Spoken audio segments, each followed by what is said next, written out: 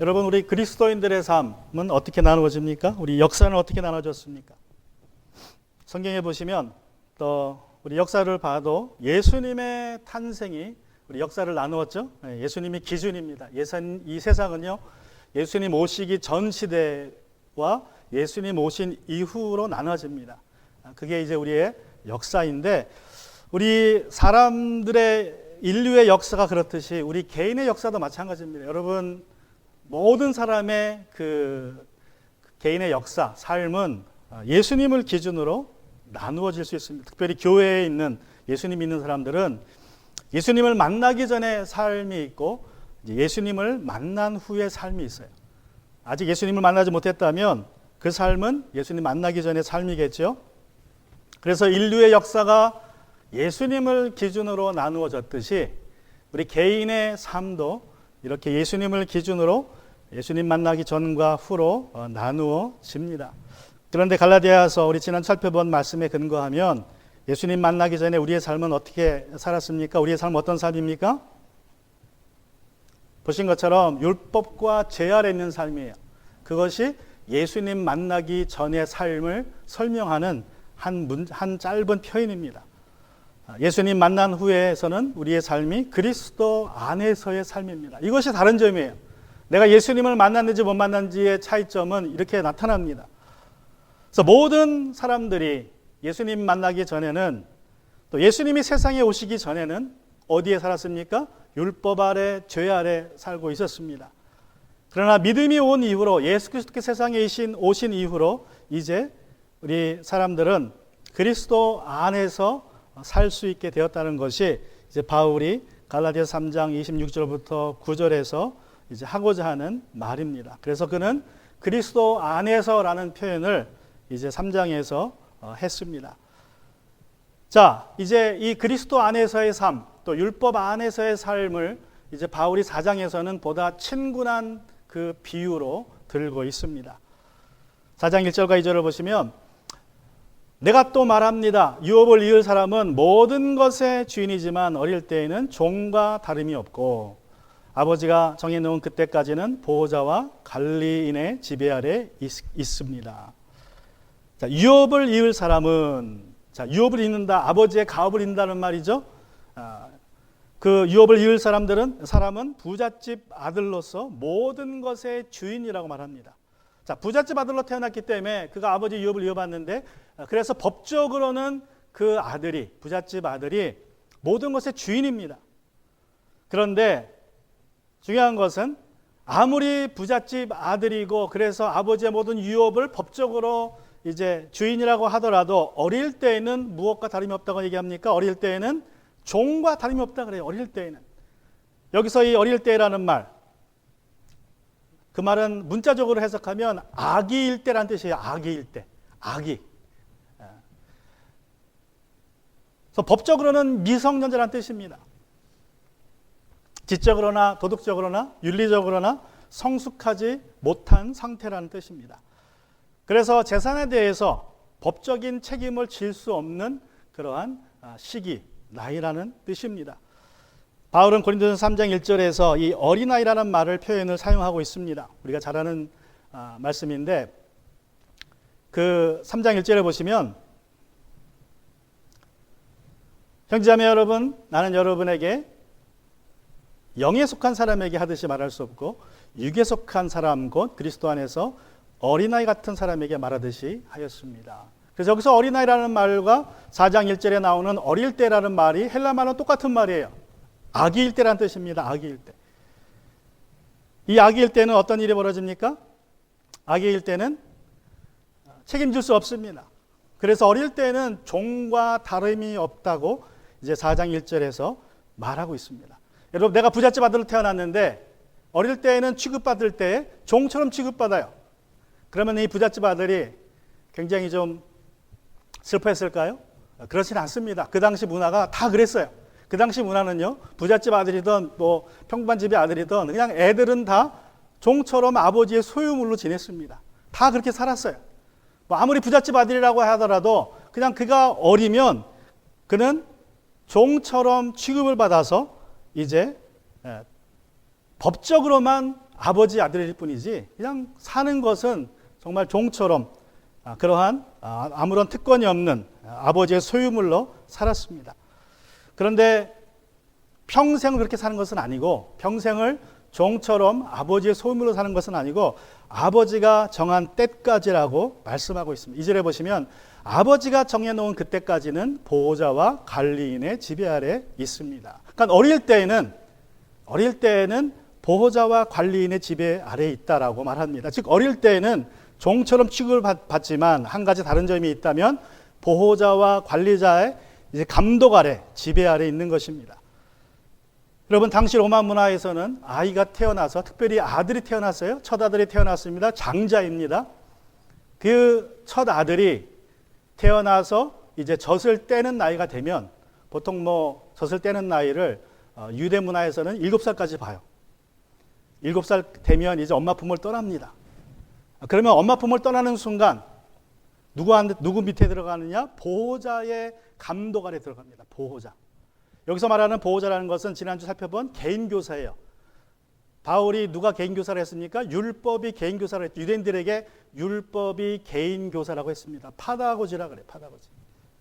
이 페다고지는 교사라는 말이 있지만 사실은 훈육교사라는 말이 더 정확한 표현입니다. 훈육하는 일이 주된 업무예요. 종입니다. 그러니까 신분적으로 볼 땐 주인의 아들보다는 낮아요. 그런데 그 아버지가 종 중에 좀 똑똑한 친구를 그 자기 아들의 개인 교사로 삼아버려요. 그럼 어떤 일이 벌어지느냐? 이제 아들 뒤를 24시간 졸졸 따라다닙니다. 그래서 아들이 하는 모든 것을 감시해요. 그 아들이 잘못한다? 엉뚱한 짓을 한다? 그럼 몽둥이 들고 있다, 회초리 들고 있다 그냥 때려버려요. 도련님 그러시면 안 됩니다. 그런 말 안 합니다. 부드럽게 안 해요. 그냥 애가 잘못한다 그럼 그냥 때려버려요. 그냥 사정없이 때려가지고 애가 잘못한 일을 못하게 하는 것이 개인교사의 역할입니다. 그래서 훈육을 해요. 훈육을. 말로 가르치는 것이 아닙니다. 그냥 문화의 법의 어떤 행실에 어긋남이 있다 그러면 그냥 때리는 거예요. 못하게. 그게 개인교사의 역할이에요. 그게 유대인들에게는 율법이 그런 역할을 했다는 것인데 로마 시대에도 그런 일이 있었다는 거예요. 귀족기 아들이 태어나면 이제 이렇게 보호자의 관리 아래 두고 7살 때부터 14살까지 애를 감독합니다. 애가 가든지 어디든지 뒤를 쫓아가서 하여튼 이상한 짓 하면 그냥 때려버려요. 못하게.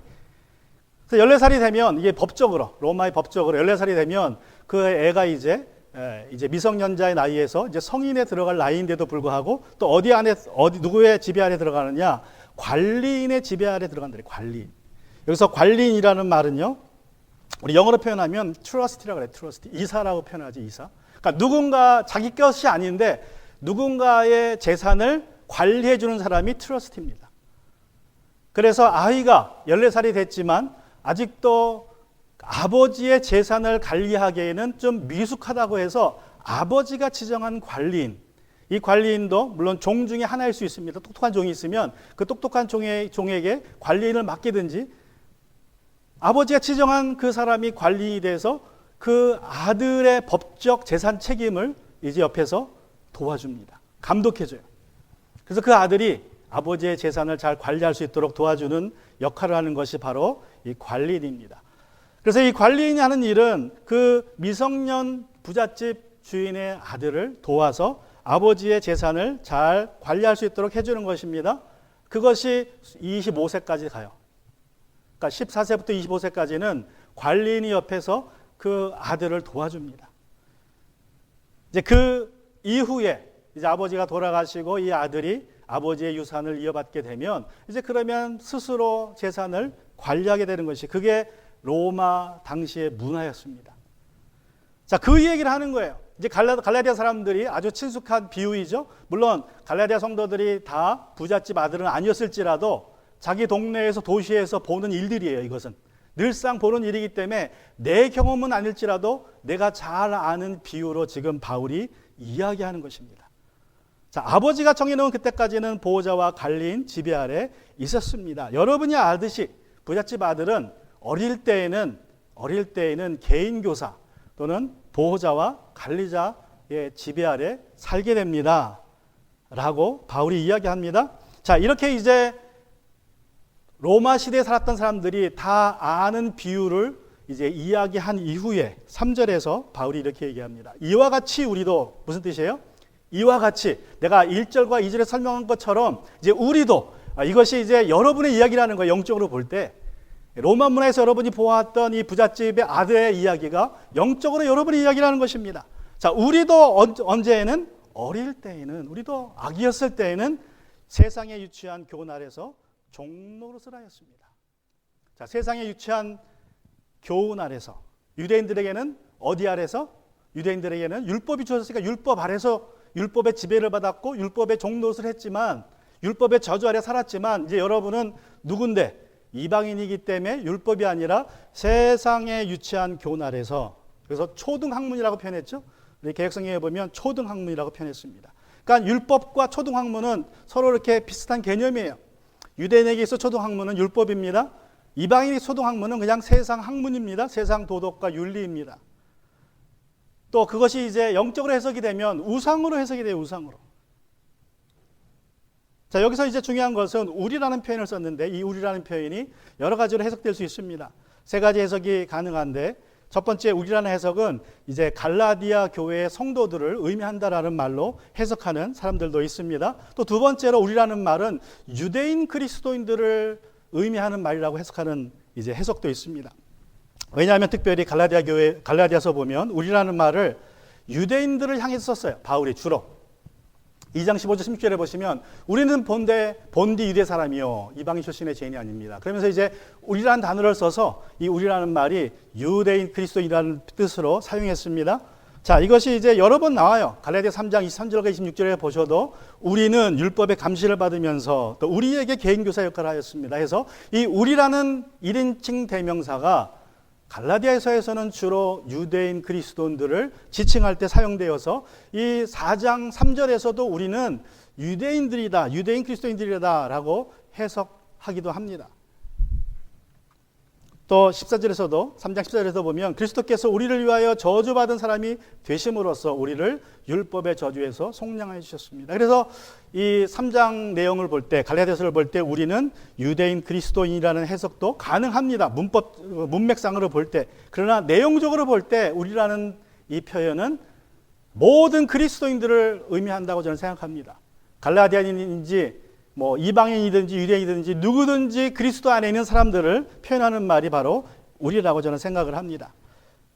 왜냐하면 4장 5절과 6절에 보시면 바울이 우리라는 말을 표현을 써요. 그것은 율법 아래 있는 사람들을 속량하시고 우리로 하여금 하나님의 자녀의 자격을 얻게 하시려는 것이었습니다. 그런데 여러분은 자녀이므로, 자, 그러므로 여기서 5절에서 우리와 6절에서 여러분은 동일한 인물이죠. 그죠? 그래서 5절에 나오는 우리가 그냥 유대인이라고 표현하면 6절이 해석이 안 돼요.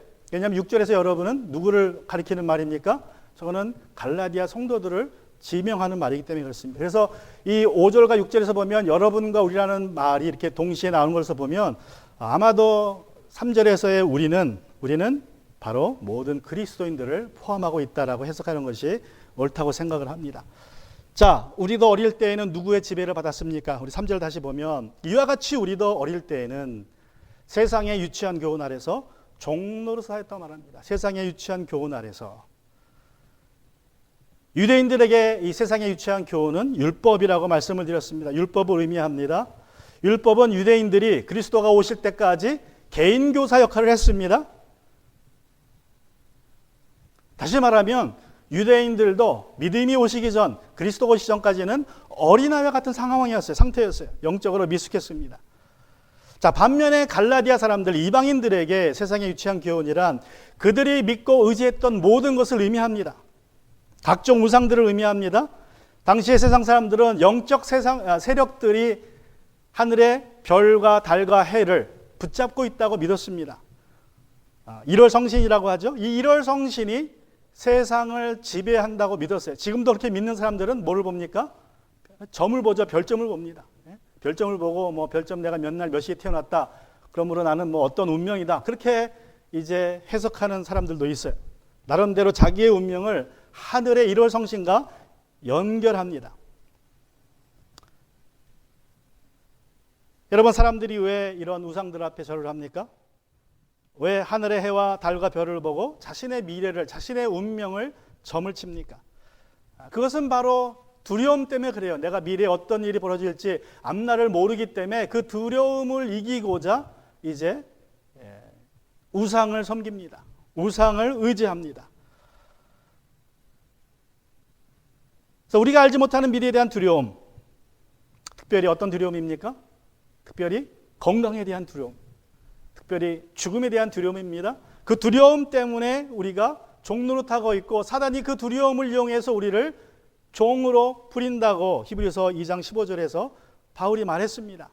또 일생 동안 죽음의 공포 때문에 종노릇하는 사람들을 해방시키기 위해서 예수님이 오셨다고 말씀하세요. 우리 인간의 삶이라는 것은 어떤 삶입니까? 평생 동안 무언가에 사로잡혀서 종노릇하는 삶인데 특별히 어떠한 두려움으로? 죽음의 두려움으로 우리를 사로잡아서 사단은 우리를 이용합니다. 제가 며칠 전에 티베트 지역에 사는 티베트 불교 사람들의 그 다큐멘터리를 보았습니다. 거기 봤더니 이 티베트 지역에 사는, 지금 티베트 히말라야 산 주변에 사는 사람들이죠. 그 사람들은 평생 소망이, 불교도들은 평생 한번 라마로 가서 성지순례를 하는 거예요. 그래야 자기의 업보가 씻겨지고 자기가 뭐 좋은 곳에 가든지 죽어서 아니면 좋은 짐승으로 환생할 수 있다고 믿습니다. 자, 그래서 그들이 평생 한 번은 라마로 이제 그 성지순례 가는 것이 꿈인데 어떻게 가느냐? 뭐 차를 타고 가느냐, 비행기 타고 가느냐, 걸어서 가느냐, 그것이 아니고 어떻게 가요? 오체투지라 그래서 이 몸, 두 다리, 두 팔, 그리고 이마가 땅에 닿는 절을 하는 거예요. 그게 오체투지라 그래요, 불교에서. 오체, 몸의 5군데가 투지, 땅에다 이렇게 딱 엎드린다, 그런 뜻이에요. 저렇게 3발자국 걷고 온몸을 땅에다 엎드리고 절을 합니다. 그리고 일어나서 또 3발자국 걸어요. 그리고 또 땅에 엎드리고 절을 하고 저러고 자기 사는 곳에서 라마까지 가는 거예요. 어떤 소년이, 16 먹은 소년이 인터뷰를 하는데 자기 아버지가 교통사고로 돌아가시고 어머니는 다쳐서 병원에 있다 그래요. 그래서 그 업보를 씻기 위해서 자기가 8개월째 오체투지로 라마로 가고 있다. 8개월째. 보통 몇 개월을 저러고 갑니다. 라마까지 가서 그냥 평생 그게 한 번의 꿈이에요. 다 그래요, 다. 여러분, 우리가 볼 때는 얼마나 어리석은 일입니까? 근데 세상 사람들이 다 나름대로 저렇게 고행 속에 살아요. 자기가 섬기는 그 신을 즐겁게 하기 위해서 자기의 두려움을, 뭔가 미래에 대한 두려움, 죽음에 대한 두려움을 해소하고자 저렇게 종노릇하며 사는 것이 우리 인간의 모습이라고 바울이 이야기하는 것입니다. 갈라디아 사람들에게 여러분도 어떻게 했습니까? 세상의 유치한 교훈에 종노릇하며 살았다고 말해요. 그것이 예수 믿기 전에 여러분의 삶이라고 갈라디아 사람들에게 바울이 말하고 있는 것입니다. 모든 종교마다 똑같아요.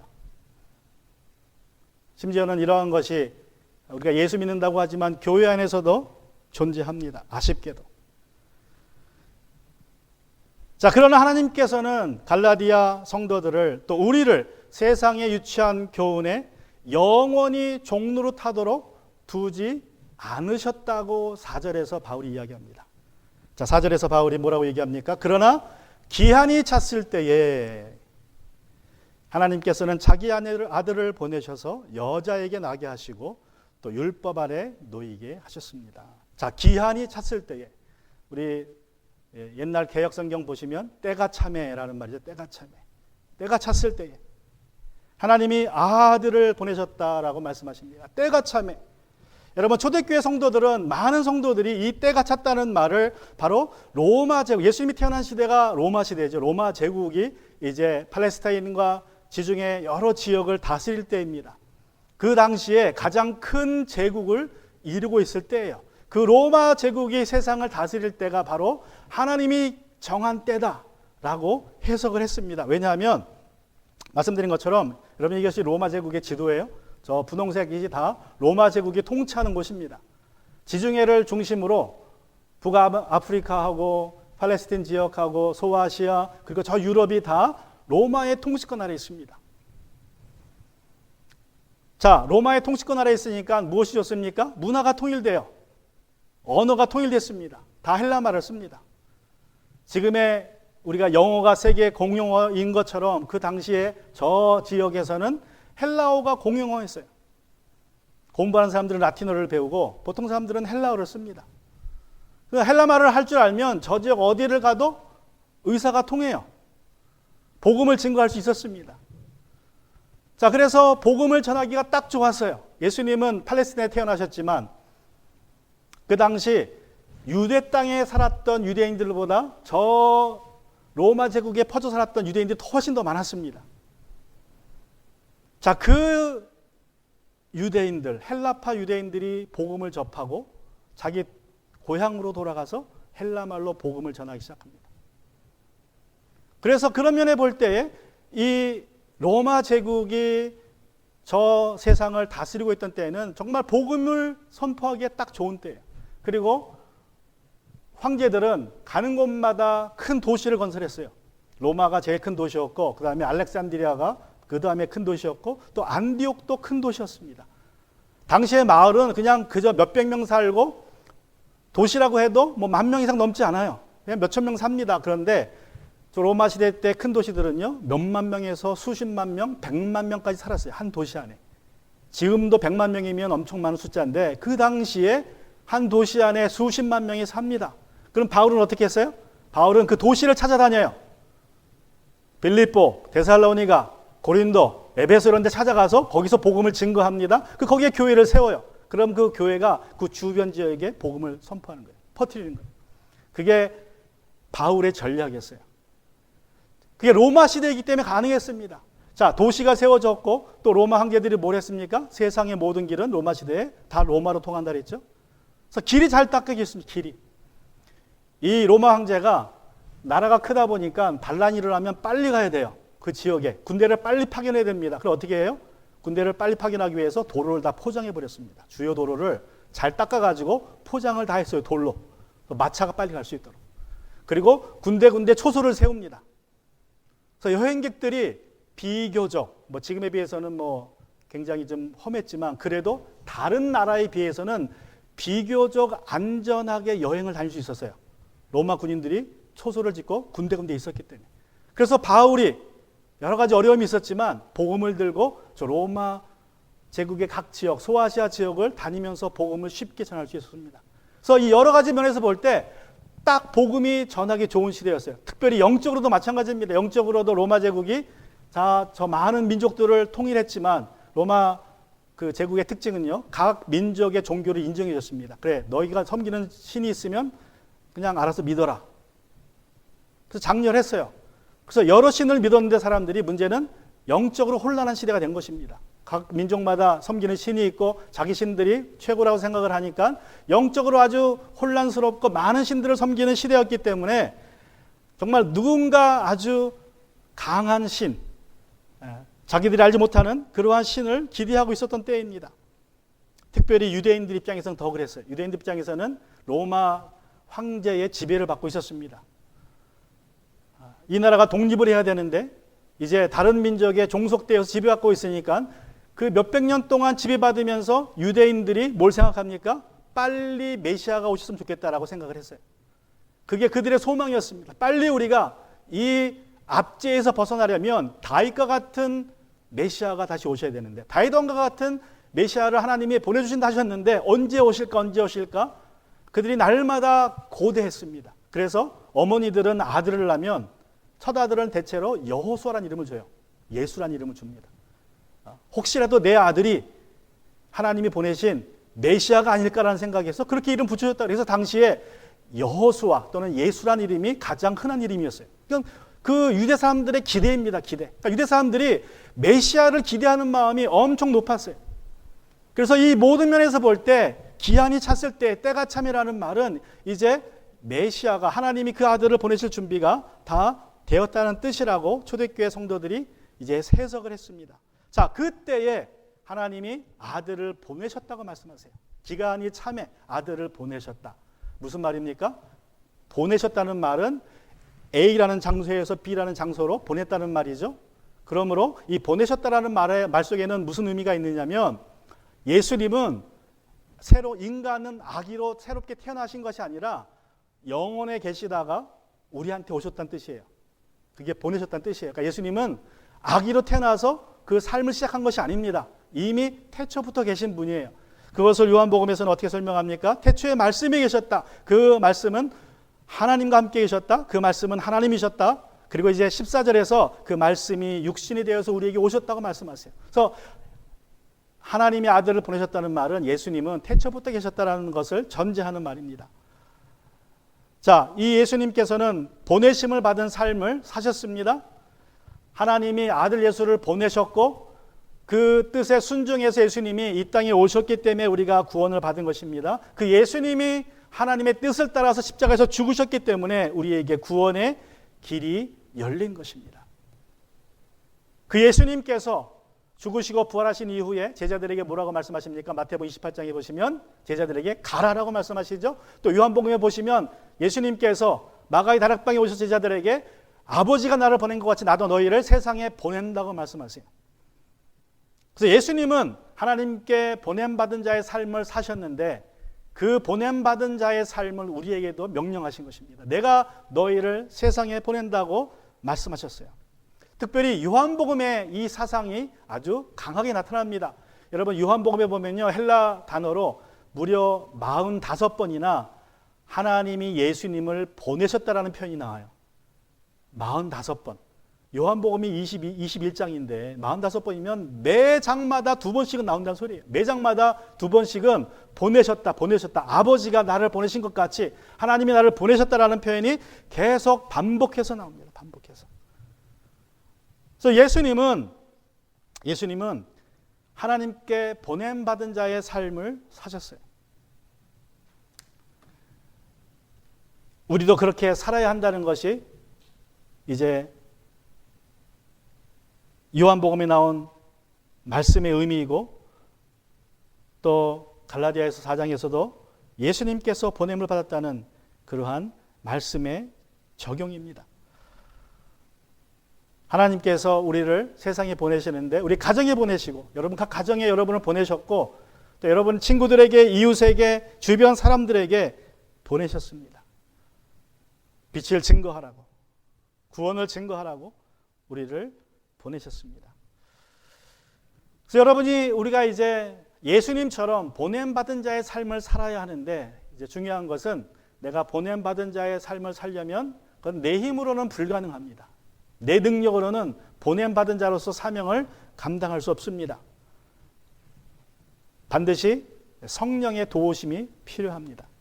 그래서 예수님의 삶도 똑같아요.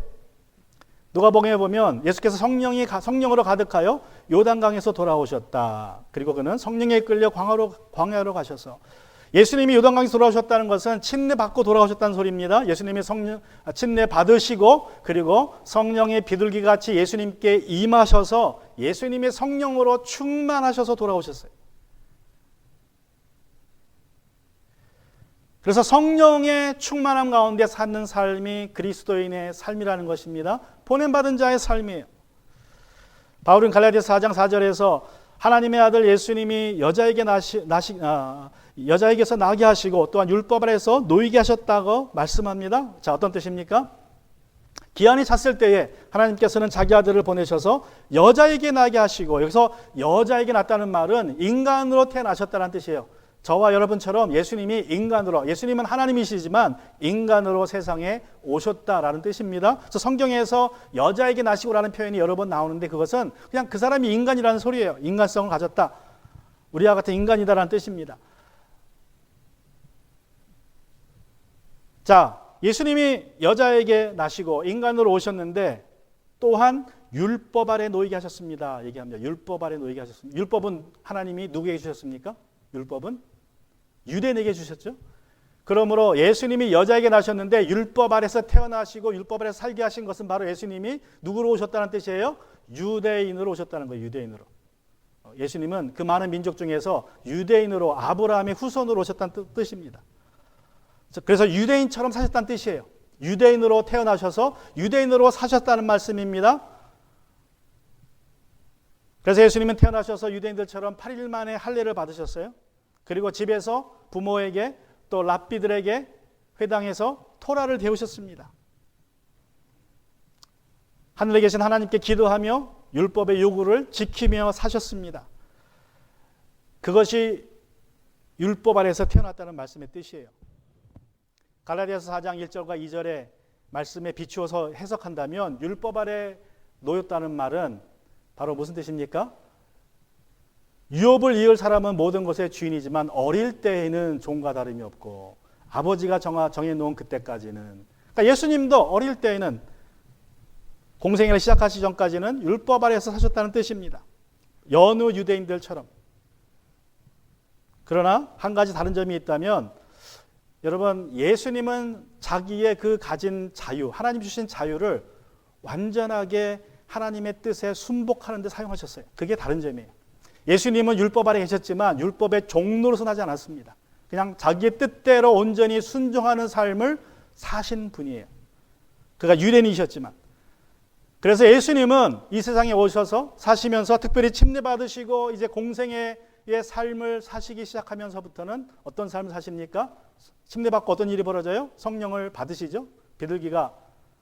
성령이 비둘기처럼 내려오셔서 예수님이 성령으로 충만해지시고 그때부터 공생이 시작하십니다. 그리고 이제 그때부터 여러 기적들을 행하시고 말씀을 선포하기 시작하세요. 병자를 고치십니다. 죽은 자를 살리십니다.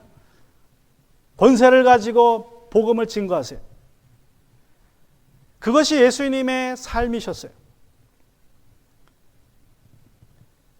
이것이 우리가 구원받기 전에 우리의 삶과 예수님의 삶의 차이점입니다. 우리가 구원받기 전에는 세상에 유치한 그 교훈의 종로로 사였지만, 예수님은 율법에 태어나셨지만 율법의 종로로 사신 것이 아니라 성령에 충만하셔서 성령의 인도함 받는 삶을 사셨습니다. 여러분, 우리가 구원받은 이후에 예수님이 침례받으신 이후에 살았던 삶과 비슷한 삶을 살아야 한다는 것을 기억해야 됩니다. 우리의 삶이 무엇으로 구분됩니까? 내가 예수님 안에 있고 밖에 있다는 것이 의식적으로 무엇을 통해 구별이 됩니까? 내가 예수님 믿기 전의 삶과 믿은 후의 삶이 종교의식으로는 무엇으로 구분이 돼요? 침례로 구분이 됩니다. 침례가 구원을 주는 것은 아니지만 내가 예수님을 구주로 믿었다는 것을 침례를 통해서 세상에 공포해요. 그래서 침례가 내가 예수님의 그 믿기 전의 삶과 믿기 후의 삶을 구별해줘요. 그래서 이것을 3장 27절에서 바울이 뭐라고 표현했어요? 여러분은 모두 침례를 받아 그리스도와 하나가 되고, 그러니까 침례받기 전에는 그리스도와 하나가 된 것이 아닙니다. 자, 침례받은 이후에는 그리스도와 하나 됐고 그리스도로 옷을 입었어요. 침례받기 전에는 그리스도로 옷을 입은 사람이 아니죠. 그러나 침례받은 이후에 우리가 그리스도와 하나가 되어서 그리스도로 옷을 입었기 때문에 예수님이 요단강에 침례받고 성령이 가득하여서 올라오신 것처럼 이제 우리도 성령의 충만한 삶을 살기 시작한다는 것입니다. 자, 누가복음 3장 21절 제가 말씀을 안 적어놨는데 거기 보면 예수님이 침례 받으신 이야기가 나오죠. 그 침례 받고 올라오실 때에 성령으로 충만하셨다는 기록이 나와요.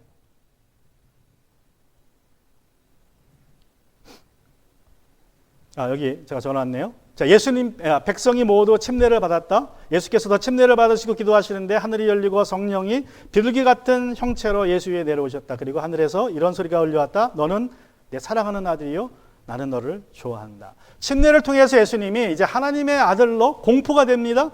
그 사역을 시작하세요. 성령이 충만하셔서. 자, 여러분 집에 가셔서 한번 이 누가복음 3장 24절부터 보시면 뭐가 나옵니까? 침례 받으시고 누가가 뭘 기록해요? 예수님의 족보를 기록합니다. 누구가 나셨고 누구에게 나셨고 누구에게 나셨고, 그리고 어디까지 올라가요? 3장이 어떻게 끝납니까? 아담이 하나님의 아들이라는 기록으로 끝나요. 그러니까 예수님이 이제 침례받고 하나님의 아들이 되셨는데 그 예수님의 육신의 족보를 이야기하면서 아담까지 연결하고 그 아담이 하나님의 아들이라고 얘기하면서 예수님이고 누구의 아들이다? 하나님의 아들이라는 것을 족보로 그렇게 증명을 합니다. 그리고 4장 1절부터 공식적인 사역이 시작되는데 그 사역은 바로 성령의 사역이었다는 것을 말씀하고 있어요. 그러므로 여러분이 침례받았다는 말은 무슨 뜻이에요? 하나님이 우리를 보시고 너는 내 사랑하는 아들이다, 딸이다라고 선언하시는 거예요. 내가 침례받았다는 것은 성령으로 충만하여서 이제 살기 시작한다는 의미입니다. 여러분이 침례받으셨습니까? 여러분은 하나님의 사랑받는 자녀입니다. 예수님처럼 성령에 충만하여서 이제 삶을 살 수 있게 되었습니다. 이것이 영적으로 성숙한 모습임을 예수님께서 우리에게 보여주신 것입니다. 그래서 예수님처럼 영적으로 성숙한 사람들은 세상의 유치한 교훈에 종로를 타지 않습니다. 예수님이 세상의 악한 세력들, 병들을 지배하신 것처럼, 꾸짖으신 것처럼 우리도 그러한 삶을 살 수 있게 되었고 하나님의 사명을 감당할 수 있게 되었습니다. 그것이 이제 예수님 믿은 이후에 우리의 삶이에요. 이제 우리는 종의 삶이 아니라 내가 예수님을 믿은 이후에는, 만나기 전에는 종의 삶을 살았어요. 세상의 유치한 교훈의 종으로 살았고 율법의 종으로 살았지만 이제 예수님 만난 이후에는 누구로 삽니까? 자녀로 살게 되었습니다. 하나님의 자녀로, 사랑받는 자녀로. 우리 누가복음 15장에 보면 탕자의 비유가 있습니다. 탕자가 아버지 유산을 미리 땡겨받고 이방 나라에 가서 허랑방탕하게 쓰고 쫄딱 망해서 고생하고 있을 때에 이제 회개합니다. 그리고 하나님 앞에 기도하죠. 내가 잘못했습니다. 기도하고 스스로 이제 그 회개를 말하면서 내가 아버지께 돌아가서 내 죄를 고백하고 아버지에게 아버지의 품꾼 중에 하나로 나를 받아달라고 그렇게 부탁해야겠다 하는 말을 하고 이 탕자가 일어납니다. 그리고 아버지께 돌아가요. 그리고 막상 고향에 돌아갔을 때에 아버지를 만나고 이제 자신이 아버지가 하늘에게 죄를 지었다는 고백을 합니다. 그런데 이 고백은 빠져먹어요. 어떤 고백? 나를 아버지의 품꾼 중에 하나로 써달라는 고백은 안 합니다. 그 부탁은 안 해요. 분명히 떠나기 전에는 그 각오를 했는데 아버지를 만난 이후에는 나를 품꾼의 하나로 써달라는 말은 하지 않습니다. 쏙 빼먹습니다. 왜 그랬습니까? 한번 생각해 보세요. 탕자가 정말 터덜터덜 쫄딱망해서 거지의 꼴로 집에 돌아가고 있는데 그 모습을 본 아버지가 달려옵니다. 그리고 아들을, 그 냄새나는 아들을 안아요. 문자적인 표현을 보면요, 아버지가 아들에게 매달렸다 그랬어요. 매달렸다. 그냥 그 두 팔로 목을 감싸고 아버지가 아들을 이렇게 꼭 안았어요. 매달렸어요. 그 아버지가 탕자를 안는 순간 그 아버지의 심장에서 들리는 그 사랑이 느껴졌을 거예요. 탕자에게. 그리고 아버지가 아들을 안고 얼마나 울었겠습니까? 감격의 눈물을 흘렸겠습니까? 그 뜨거운 눈물이 아버지의 뺨에서 자기의 목덜미로 내려왔을 때 그 사랑을 느꼈을 거예요. 그리고 그 사랑 앞에서 자기를 종으로 써달라는 말 할 수 없었어요. 하나님이 자기를 다시 자녀로 받았다는 사실을 그렇게 느꼈기 때문에 감히 그 사랑에게, 그 아버지에게 나를 품꾼 중에 하나라고 써달라고 말할 수 없었습니다. 여러분은 하나님의 사랑받는 자녀입니다. 여러분이 예수님을 믿은 이후에 여러분의 신분이 변했어요. 여러분 더 이상 율법이나 세상의 유치한 교훈의 종이 아닙니다. 여러분은 하나님의 사랑받는 자녀입니다. 그것이 기한이 찼을 때에 우리 하나님께서 사랑하는 아들을 보내셔서 우리에게 해주신 일입니다. 요한복음에 보면 4장 23절 말씀에 이런 말씀이 있어요. 참되게 예배를 드리는 사람들이 영과 진리로 아버지께 예배를 드릴 때가 온다. 지금이 바로 그때다. 하나님께서 때가 참에 그 아들을 보내셨습니다. 왜 보내셨습니까? 오늘 이 말씀에 근거해서 보면 뭐 받으시려고 보내신 거예요? 우리에게 예배 받으시려고. 신령과 진정으로 예배 받으시려고. 요한복음에 제가 말씀드렸지만 요한복음에 보면 예수님이 하나님에 의해서 보냄받았다는 말씀이 45번이 나오고 예수님은 반복해서 보냄받았다는 말을 합니다. 그래서 여러분 예수님의 삶은요 하나님의 보냄받은 삶으로서 하나님의 때를 따라 산 분이에요. 그래서 요한복음 2장에 보면 예수님의 어머니가 예수님께 이제 포도주가 부족하다라고 얘기하니까 예수님이 뭐라 그래요? 아직 내 때가 아니다 그러죠.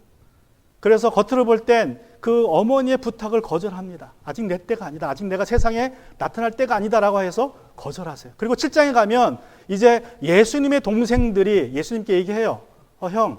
형이 메시아라며? 얘 메시아로 큰일 하려면 사람들이 많이 모이는 예루살렘으로 올라가야지. 지금 6월절이라 거기 사람이 수십만 명 모일 텐데 거기 가서 형이 메시아라는 사실을 밝히라고. 큰일을 하려면 큰 물에서 놀아야지. 그리고 동생들이 형한테 얘기해요. 예루살렘 올라가라. 지금 6월절이다. 같이 가자. 그랬더니 예수님이 뭐라 그래요? 아직 그때가 아니다. 너희는 너희 때를 따라서 올라가라. 그러고 동생들을 올려보내요. 그리고 몇 절 후에 보면 어떤 일이 나옵니까? 예수님이 혼자 올라가세요.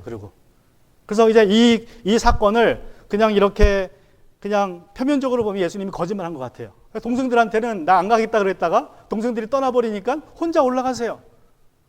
그게 무슨 말입니까? 예수님은 사람의 때를 따라 사신 분이 아니에요.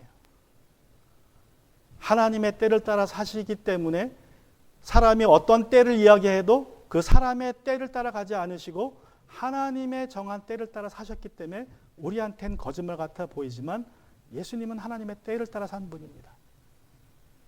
여러분, 우리가 세상 사는 사람들을 보면 내 자신을 봐도 하나님의 때를 따라 사는 사람들이 있고 내 때를 따라서 내 뜻을 따라서 사는 사람들이 있어요. 또 남의 때를 따라서 남이 이렇게 하라 그러니까 저렇게 하라니까 지금 무슨 때라니까 그렇게 사는 사람들이 있습니다. 내가 그리스도 안에서 산다는 것은 무엇을 의미합니까? 이제 하나님의 자녀로서 하나님의 때를 따라서 사는 인생이 되었다는 것을 의미합니다. 이제 우리는 율법 아래 있지 않습니다. 세상의 유치한 교훈 아래 있지 않습니다. 미래에 대한 두려움이 우리를 좌지우지하지 못합니다. 우리는 그리스도 안에서 하나님의 자녀 되었기 때문에 우리의 첫 번째 우선순위는 신령과 진정으로 감사함으로 하나님 아버지를 예배하는 것입니다. 이것이 자녀들의 삶입니다. 우리의 자녀의 삶은 교회에서뿐만 아니라 가정과 직장에서 내가 어디 있든지 간에 예배하는 삶이 자녀된 삶입니다. 우리 같이 시간 기도하기 원합니다. 우리 눈을 감고 기도할